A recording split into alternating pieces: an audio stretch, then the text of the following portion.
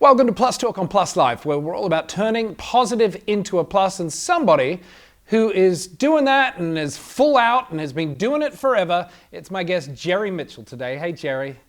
Hi, how are you? I'm well. Okay, first off, congratulations on the Isabel Stevenson Tony. That's 3 on your shelf now, isn't it? That's my third Tony Award. Can you believe it? I can't. Well, it's well deserved.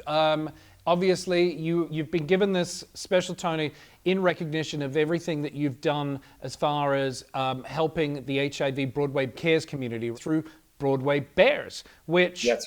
is in its 31st year. Yeah, we've been doing it for 31 years. If anybody told me I'd be stripping for 31 years, well, I'm not stripping anymore, but working on a strip show, a burlesque show to raise money for AIDS, I would have said you're crazy. Give us a bit of background about how it came about. I was in the Will Rogers Follies on Broadway dancing 8 shows a week, and I was dancing in practically nothing. I was practically naked.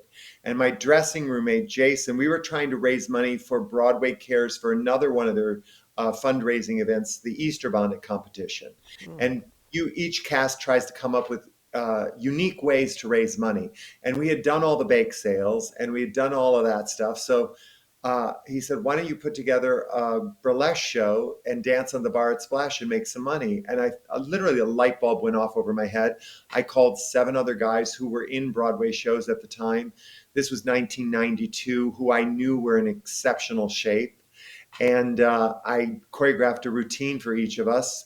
And we went to the bar and there was a line around the block. We ended up doing 2 shows. I went home with a pillowcase full of beer-soaked, wet dollar bills. The next morning, they told me there was $8,000 in that pillowcase, and I said, "I'm going to do this better. I'll add girls."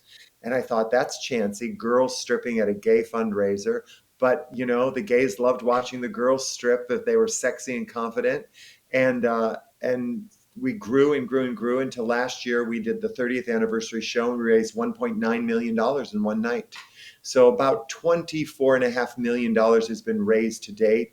Yeah, it's phenomenal. Just describe what the mood was like as a younger gay man working on Broadway at the time when you started all of this, because the community was just vanishing, especially in dances on Broadway. By 1990, I had lost 8 of my best friends from college to AIDS. And I think when I lost Michael Bennett in the mid 80s, that really hit home because I was not only was I a dancer for him in a chorus line and working on his new musical Scandal and Chess, but I was his assistant, I was his associate, I was training under him, I was looking up to him. I had to figure out a way to help people like myself who didn't have a lot of money to donate, but wanted to be part of the fight. And to raise money, but also I needed to find a way to feel safe myself in the dating pool when there were no drugs yet. There was no way to protect yourself. And it was very scary going out and having sex with someone new if you didn't know how to be safe and have safe sex, really. Yeah, and I think one of the fantastic sort of ongoing themes with Broadway Bares is that you're celebrating sex and sexuality on Absolutely. stage by being a burlesque show, but you guys were putting on something very sexy and sexual, and I think that was in stark contrast, really, of what people expected and what people thought was quote unquote appropriate at the time. When we first started Broadway Bears, Tom Biola at Broadway Cares Equity Fights AIDS, we would get letters from people who said, how dare you raise money for AIDS by putting on a strip show? Well, we were putting on a comedy show. We were putting on a comedy burlesque strip show. Burlesque has always been based in sex, but it's also been based in comedy. I was trying to make people laugh. I was trying to make people have a good time and feel good about their bodies in this crazy times. I'm sure that over the years you had performers who participated, who themselves were HIV positive, who themselves, especially in those earlier times before antiretrovirals, knew that at that point there perhaps wasn't much of a future for them. What did that do for those people when they got to stand on stage And as you said, be sexy, be funny, and know that they were helping the community.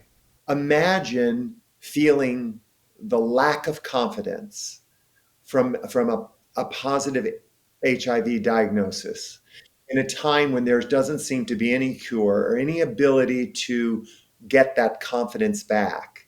Then being able to go on stage, perform as you do as a performer, and feel the love coming at you, and sort of really curing your stigma, your own stigma. I've seen it happen in performers in the show who were HIV positive and have thanked me because, like myself, when I danced naked in the Will Rogers Follies, I was in the lowest confidence level of my life. I had just gotten out of a terrible breakup. And the power, it reinvigorated my confidence in myself and allowed me to become this director choreographer that I've become. It's really Tony Award-winning director and choreographer. So for somebody who is doubting themselves because of their HID status, to go along and participate in the audience of this has also got to be incredibly liberating. When people come to Broadway Bears for the very first time, I don't think they're aware of the amount of love that is going to be flowing from the stage and from the audience to the stage. You know, we've had Broadway Bears in the West End. We've had Broadway Bears in San Francisco, and I just returned from Italy for Italy Bears 4. And, you know, really the thing that they're fighting in Italy is the stigma. But one of the things that I was so excited about this last trip was we did a dress rehearsal, and there were 1,700 high school students at the dress rehearsal. And it was informing these young people that if an HIV diagnosis comes along for them today, there is a way to still live a full and fruitful life. And the stigma is really something that they're fighting so hard in that country. And we are too here, but they're more so.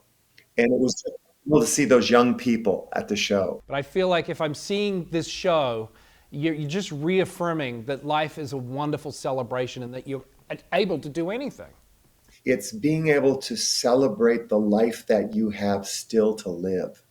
That's really what it is. And the show has become really a celebration of life. Well, Jerry Mitchell, thank you for your time. Thank you for 31 years of fantastic Broadway Bears. Full out, as always, and I'm so glad we got to have this time together, Jerry. Thanks for having me, Karl. That's going to do it for this episode of Plus Talk. You want more information? It's easy. Go to the website, pluslifemedia.com. Remember, you can follow us across social media platforms. We are at Plus Life Media. We'll put all the information about Broadway Bears.